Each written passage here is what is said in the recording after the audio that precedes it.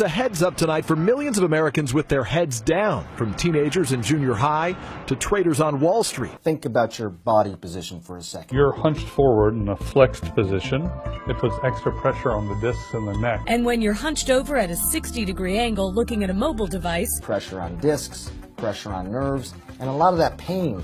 It's called text neck. Take a look closely at these shocking x-rays. Look right here. Kids as young as 7 years old developing spinal problems from bending over their smartphones for several hours a day. It's a condition that doctors are now calling text neck. The human head weighs about 10 pounds to 12 pounds. Bending it apparently can raise that to the equivalent of 60 pounds on the weight of your neck. For a 7-year-old, that's like carrying around another 7-year-old on his neck. So text necks can cause muscle strain, pinched nerves, herniated discs, headache, anxiety, depression, and even heart rate and blood pressure are affected. So what can we do to prevent this condition in our kids and ourselves? Here with some important tips, Dr. Kelly Starrett, a physical therapy and co-founder of Mobility WOD, author of The Supple Leopard, joins us now at Fox & Friends. Okay, Dr. Kelly Starrett, what are we going to do about text neck? The x-ray, the proof is in it. Well, good morning. Well, I'll tell you what, this isn't new news. Your mom has been saying sit up since you were a little kid. The idea, though, is that we don't have a basic set of software to run this mechanical hardware.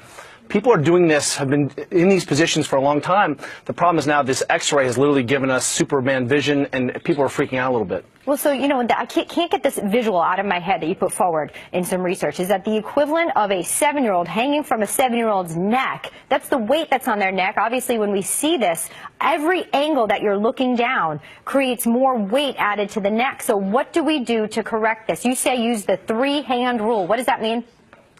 That's right. If you took your belt buckle and the bottom of your rib cage and one more at your hand, and if you were standing up, your head is in a pretty good position here, and that sets a relationship between these 3 big body parts and your spinal position.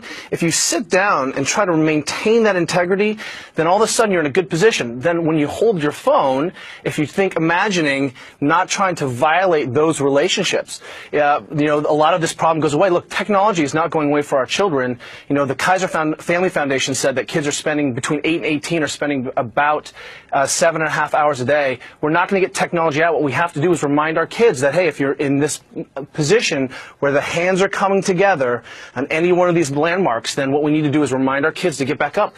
All you have to do is put the phone here, put a pillow in your lap, and you can start to solve some of these problems. It feels a little bit dorky at first, but when you're not hunched over and bent like a broken rainbow, you'll thank yourself. So I'm thinking apply that retro message to the kids about posture with the phone. What do you do if the kid doesn't do it? Take the phone away?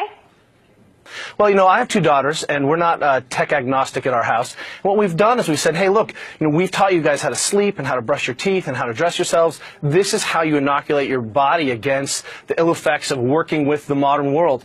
And when our kids find themselves in a bad position, we just kindly remind them, hey, that's not what our family does. And the second violation, tech goes away for the day.